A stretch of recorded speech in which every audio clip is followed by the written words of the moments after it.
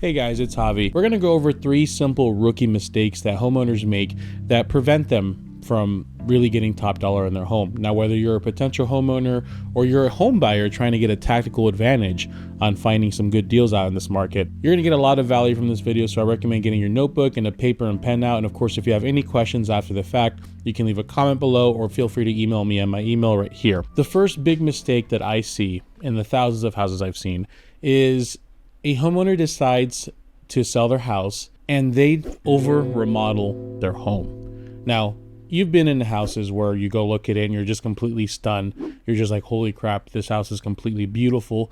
And when it's time to sell your house, you think that you have to put your house in that state. So you start spending thousands of dollars on renovations, remodels, you get the brand new kitchen, you start painting your house, and you just start spending all this money. But in the back of your mind, you justify it because you're saying, this is going to get me the most amount of money. Now, before you go spend thousands of dollars and go try to be the next HGTV star, you need to take a step back and really analyze a few things with your house. First, you have to really understand what is the essence of your house. Like, what is the identity of this house? Now, I know I'm getting a little weird here, but just stick with me, okay? So those houses that you saw that completely blew you away that you're trying to emulate, well, the essence of that house is luxury. So the type of buyers that you're going to attract are people that desire that luxury. Now, you have to look even further and say, does my neighborhood support this kind of lifestyle, this kind of buyer? Sorry, just had my coffee and I'm a little shaky. For example, let's say you live in the hood. I know, extreme example, but hey, I'm from the hood myself, so I get it.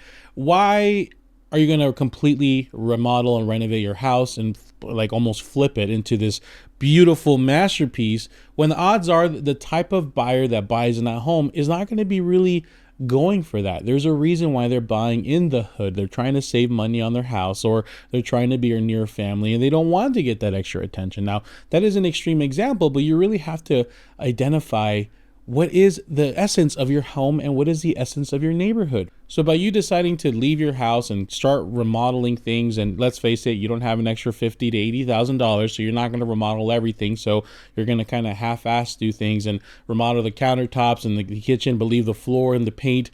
And it's just going to be a mismatch of different things. I have walked into so many houses that feel incomplete because they had certain parts of them remodeled and some other parts just being older. Once you figured out what that essence is, what that brand is for your house, you have to commit. You can't be a cheek splitter, right? You can't be sitting in the fence where one cheek is on this way, one cheek is on the other way. Both of your cheeks firmly have to be on one side. If you're going to commit to the remodel, be one of those remodel houses and make sure you have the funds to do it. And now I hope you did the research that your neighborhood actually supports that. If you actually find some valuable comparable houses that were completely remodeled and actually sold for a lot more. But if you're going to be the only remodeled one and you somehow think that people are going to see the value they haven't been able to see with any other houses and your house is going to magically make more money, then you're just playing a fool's game, really. As someone who has seen tens of thousands of houses, I'm telling you, it's much better to walk into a home that's been taken care of. And yes, maybe it's a little older and rough around the edges. It's not really as modern as I'd like it. But man, when you walk into a home that's been loved and taken care of, and it's just so awesome. So if you're going to spend a little bit of money on the house, spend the money on the right things. Don't just go start remodeling like you're the next HGTV star. The second biggest rookie mistake people do is when they decide to freshen up their house, they do it in the worst way possible. Now, maybe you decided, you know, Javier, you're right. I'm not going to remodel my house, but I'm going to do something. This house needs a little bit of a facelift. You're going to spend a few $1,000s on the weekend and really freshen it up. Good for you. And then I come back on Monday and you're like, check it out, Javier. I completely redid my bathroom. Let me tell you something, ladies and gentlemen. A buyer's going to make a decision on if they're going to buy their home within the first 5 minutes of walking through your home. And that 5 minutes starts when they pull into the driveway. Let me give you an example. If I have a buyer with me and we pull in, the front yard is completely horrible and disgusting. And the neighbor next door has his weeds overgrown and is sitting without his shirt, picking his belly button. We walk in, we open the front door, and the first room they see is the living room, and the living room looks in really rough shape. Like, it looks like there's like water stains on it, and the carpet's kind of torn up. But then for some reason, you go to the kitchen and every other bedroom, and they're immaculate. It's perfect. It's like in really great shape. That first impression really matters. It also goes the opposite way.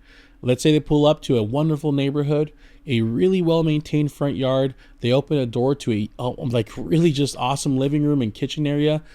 By then, odds are if the buyer likes it and it checks all their boxes, it's going to be hard to convince them not to buy it. So they can walk into the bedroom and they'll see a dead body there and they'll be like, oh, we can clean that up, no worries.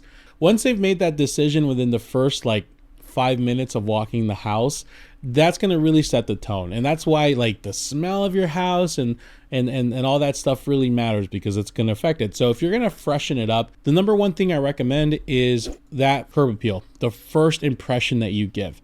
That front yard needs to be your 100% priority. Have it cleaned, have it meticulous, have it be like perfect. If your neighbors are a little dirty, offer to cut their grass for them. Offer them, really make sure that you have that clear. If there's one thing you can really make sure to maintain clear, is that front yard and that first impression of the house.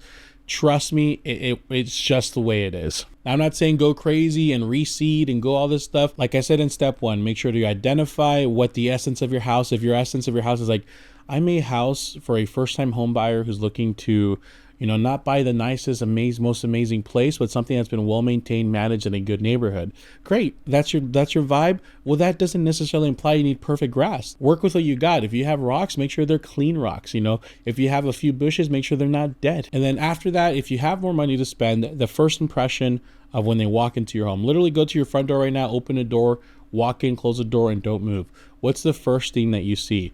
Those are the things that you need to focus on. If the paint looks rough as soon as you walk into the house, work on that. If the floors look rough when you walk into the house, work on that. Now, of course, make sure everything else is clean. I'm not telling you to leave everything else dirty, but if you're going to apply energy and time and money into things, then focus on those things first. The last rookie mistake that I always see and always take advantage of is a seller who is too emotionally attached or emotional in general about the home. I get it. You lived in this house. You've raised your kids in this house. Your kid had their first pee and poo in the toilet, and now this bathroom means everything to you. But gosh, Jolly, get your head out of your booty here. You cannot. I sound like the kindest, the nicest pirate. You have to not look at your house through an emotional mindset. You have to look at it as a buyer. Okay? Imagine you were buying your house. Would you buy your house? Like, honestly, ask yourself that. Well, I don't know, Javier. What's the first thing a buyer would look at? Yeah, it's a great question. What are other houses in the neighborhood selling for? It's going to help you get a better idea of what it's actually worth, right? Not saying, oh, we're not accounting for all the remodeling and all the pain in the butts and everything this house has caused you.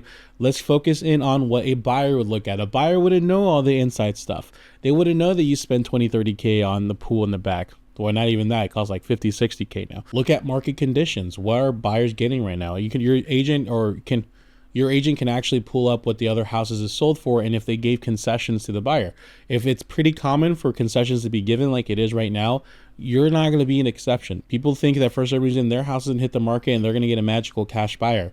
The magical cash buyer unicorn days are over. Now that's with pricing, but we're talking about other things as well. Like, for example, if you get an offer that's a little bit on the lower side, 10, 20, 30,000 below list price, don't take it personal. This is purely business, okay? They're not trying to insult you. It is just simply an offer. Quite frankly, you would probably do the same if you were buying a house, right? As a matter of fact, if you were buying a house with me, I would say we should be doing this. But a lot of times people get so offended and they don't even bother replying. And the thing is, you never want to let the deal die in the dust. This could be a great buyer and they're just kind of poking to see if they can get away with. And especially like if it's the first week or two, you guys always think, oh no, a better buyer will come. The more time that a house sits in the market, the less chance you're going to get a buyer that actually pays the price. Also keeps going. Once you're in the inspection phase and they call out all the things wrong with your house, there is nothing more intimidating than that, being told that you lived in this house that has all these issues. And it hurts. I get it. It hurts. And you're just like, oh my gosh, how dare they? Don't take it personal. It's the inspector's job to find out what's wrong with the house. It's such an invasion of personal space when an inspector tells you everything wrong with the house, because odds are you probably didn't know like 80% of it. So when they ask you for all these repairs, don't take it personal. Let's work it out, right? And that's going to really be your mantra. Don't take it personal. Don't take it personal. Thank you so much for watching. What do you guys think? Have you seen anything like this ever play out with maybe any negotiations you've done in your life? Please let us know in the comments below.